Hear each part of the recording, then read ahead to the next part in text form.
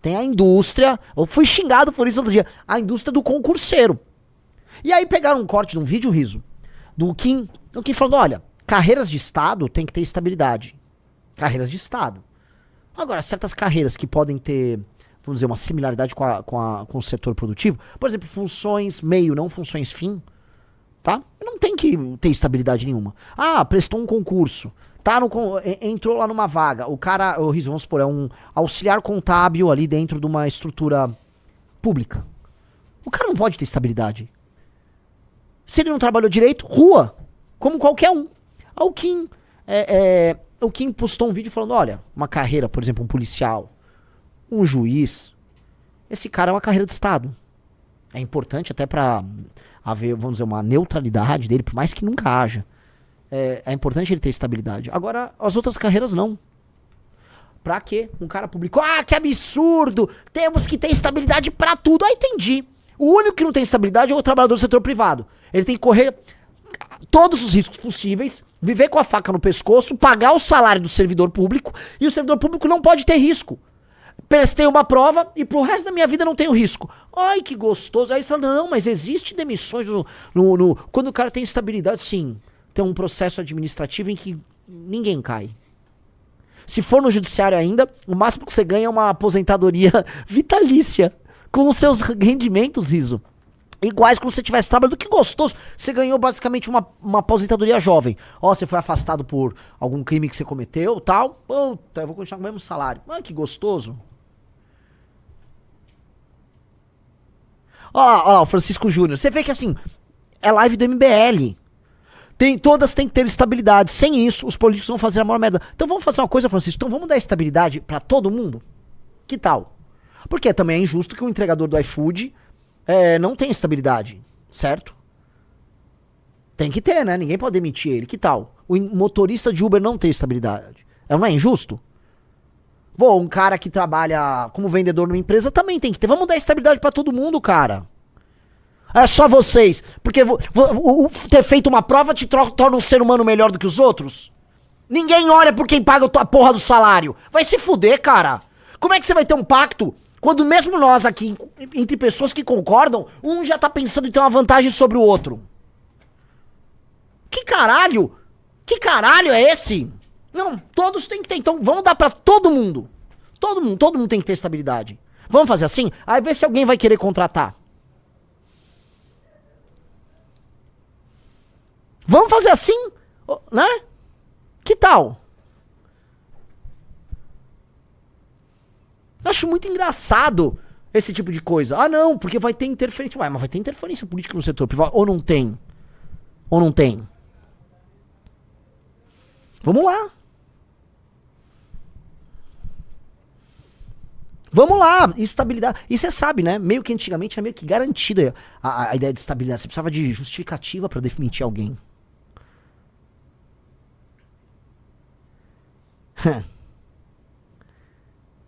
E é isso, essas pessoas querem isso. É errado, pô. Função de Estado, dê estabilidade. E com regras muito claras, entendendo que essas pessoas têm função de Estado, estão recebendo, vamos dizer, uma confiança do Estado nisso. Portanto, ele vai ter uma estabilidade na vida dele. Agora, querer que isso seja pra todo mundo. E aí meio que foda-se quem tá pagando a conta. Porque tem isso, né? É uma competição narcisística por um status. E também um lance assim, farinha pouca, meu pirão primeiro. Por isso eu pergunto, por favor, alguém me mostre algum sindicato de algum setor do funcionalismo que está lutando contra privilégios. Me dê, por favor. Me apresente.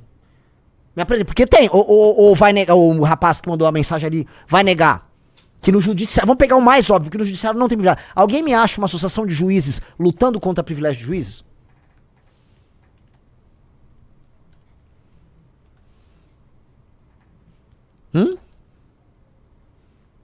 Alguém, por favor, me levanta?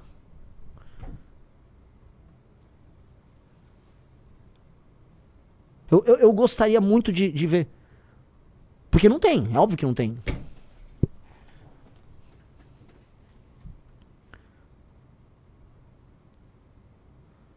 Então, assim, o cara veio com esse conversa, não, então estabilidade pra todo mundo. A primeira coisa que vai acontecer é que você quebra o Brasil. Porque imagina se alguém vai contratar num regime que todo mundo vai ficar estável. Se eu não me engano, foi na Venezuela agora, Riso. Teve na Venezuela uma regra que passaram que todo mundo tem uma faixa de salário determinada, não pode ser demitido. Puta ideia, hein? Aí aconteceu, ninguém mais contratou ninguém. E a outra coisa que fizeram, pegaram as pessoas que estavam nessa faixa e promoveram. Aí promoveram, depois de um tempo foram lá e demitiram. Puta ideia, essas ideias de jirico que a galera tem.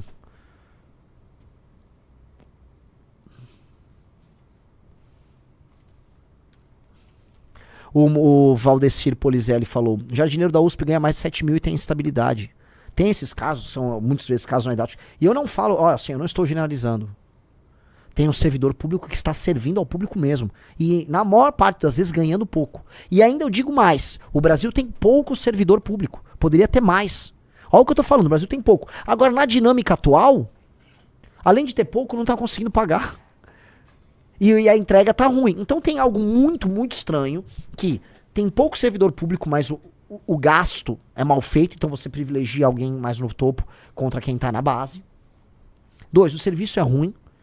E 3, o dinheiro, a conta não tá fechando, não tá dando dinheiro. Então, e aí?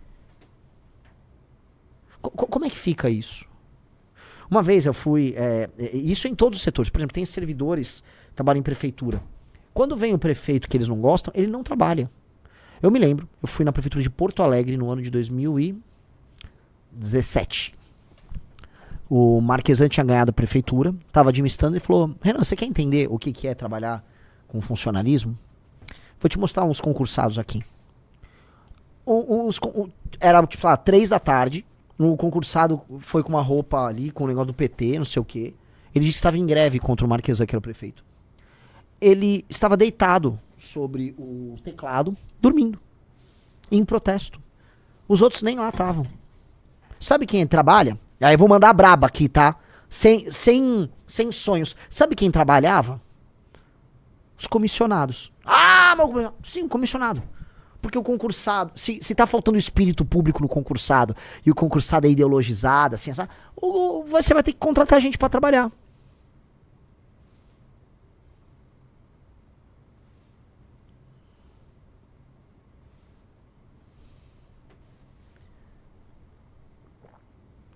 Aline Rossi, analista judiciário do TRT tirando 16 mil. Vocês acham justo? Saiu o que motivou lá a saída do Guto lá do Tarcísio. O Tarcísio recebeu uma pressão da Defensoria Pública de São Paulo. A Defensoria Pública queria um aumento lá para defensor público, que no fundo é um advogado. Vocês entenderam? O defensor público, Riso, é um advogado. Sim. Não, ele tem que tirar 34 mil reais por mês, fora todos os benefícios. E o Tarcísio deu. Então é assim, ó. Eu quero 34 pau por mês, porque sim, pra ser um advogado. Vocês acham que a média de salário de um advogado no Brasil é 34 pau? Mais todos os benefícios. O Tarcísio cedeu. É justo? É correto? Eu quero saber se é correto. Quero saber aí, bota aí se é correto ou não. O Francisco Júnior. Acabar com a estabilidade só vai transformar o Estado numa mamata gigante. O Estado é uma mamata gigantesca. E aí, o seguinte, a corda estoura sempre mais fraco. É o policial é o salário do policial que não tá aumentando. Aqui, ó. A Lespe aprova a PL da Defensoria Pública com reajustes, novos cargos e críticas. Sabe quem fez a crítica? Chuta quem fez a crítica. Guto Zacarias. Ó, reajuste de salário de 6%, mais 300 cargos novos, impacto anual de 169 milhões. Os caras, Diego Renan, tá perguntando, não tô pegando o caso generalizando, cara. Este é um dentre milhares de casos. Aí quando você pega o orçamento público, você tem um problema. Aí você vai pegar salário de policial super baixo, salário de professor. Professores tem, assim, a maior parte dos professores não são picaretas, como às vezes a direita trabalha. Não são. O salário do professor. Um professor que performa bem. Veja assim, o Paulo Cruz. Imagina você ter aula numa escola pública com o Paulo Cruz. Já para pensar que rapazes e moças nas escolas públicas lá ali na região, acho que era perto de Guarulhos, tiveram o privilégio de ter aula com o Paulo Cruz. Primeiro que eles nem sabiam o privilégio que era ter aula com o Paulo Cruz, nem se tocaram com quem eles estavam tendo aula. Segundo que ele recebia uma bosta de salário. E terceiro que não havia incentivo algum em performar bem. Um cara como ele não ganhava um valor condizente. Agora, um cara acabou de prestar um concurso para auxiliar técnico de um departamento do não sei o que, de tributação do não sei o que, 16 pau. 18 pau, 20 pau. É justo! É justo. Vocês não conseguem entender isso. E eu sei que vocês não conseguem entender isso. Porque vocês entram aqui, numa live, em que a gente aponta, vamos dizer, as injustiças do Brasil. Aí você percebe que isso está atingindo você. Que isso está doendo em você.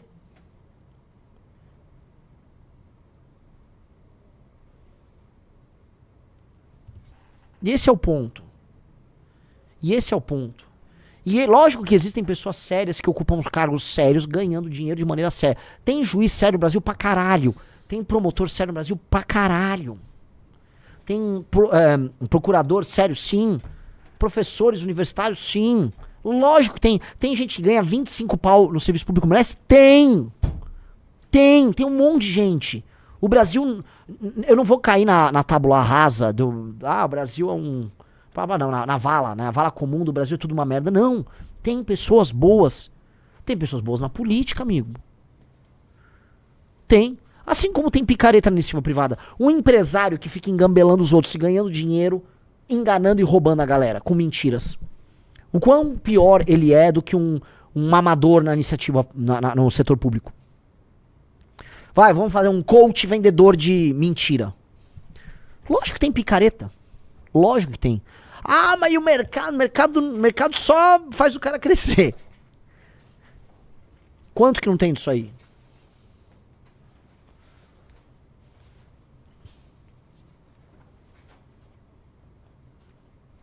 Entendeu?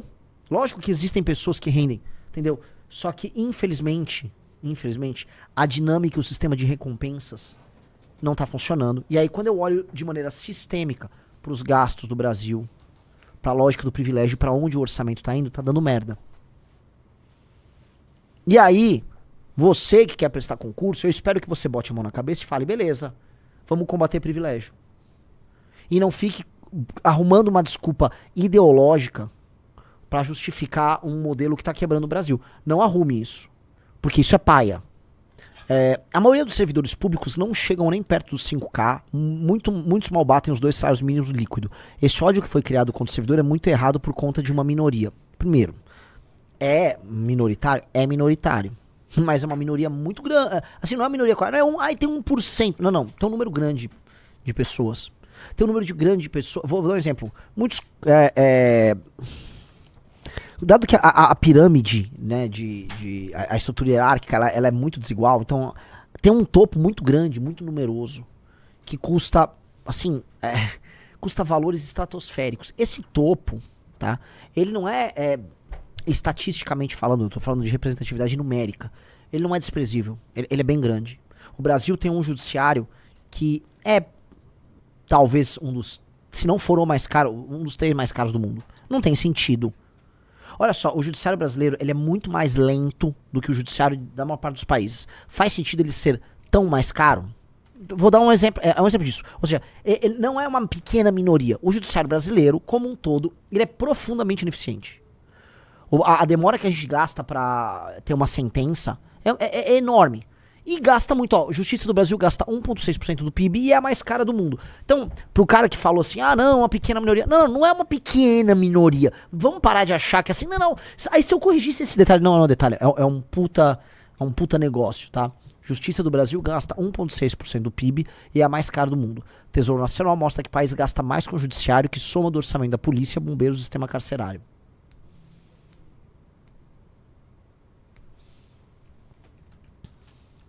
O Vandame Santos falou, se for muito difícil acabar com a estabilidade, ao menos equiparar os salários públicos com o privado, aí a pessoa escolhe ou não vai fazer parte. Não, porque muita gente topa receber menos para ter a estabilidade. Uma das dinâmicas que essa lógica tem no Brasil é a ideia de que você que pode ser um grande talento, que pode se arriscar no setor privado, você opta pela segurança. E aí o Elias falou, o maior, mais lento, mais caro e pior, pois existem mais de 180 mil normativas legais e eles simplesmente não sabem todas, logo é julgado o processo, não o mérito da questão. Eu vou falar aqui pra vocês de maneira bem clara. O judiciário é o exemplo mais óbvio disso. Óbvio disso. O judiciário é, vamos dizer, a face mais exposta. E não adianta, 1,6% do PIB, o judiciário é do orçamento. Só volta. Eu acho que é do PIB. Do PIB? Gente, 1,6% do PIB ser judiciário, seu país está doente. Seu país está muito doente.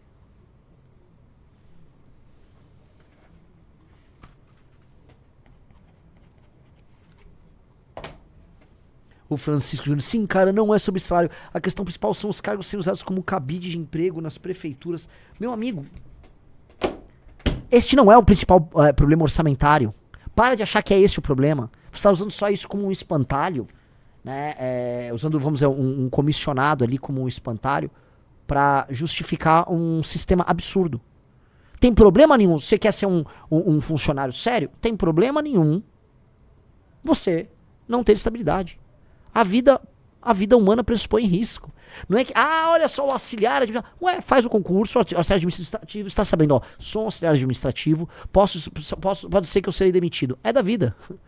É da vida. Agora, o que não dá, né, que é outra externalidade, é o cara não fazer nada e não ser demitido. E pior, como muitos fazem, fica fazendo lobby. Os caras que não estão, por exemplo, igual um agente de saúde, um médico, um professor, um policial, os caras que não estão no campo, o cara que não tá no campo, pra ele, como às vezes não é nem mensurável a produtividade dele, pra ele ficar só fazendo lobby do aumento, né?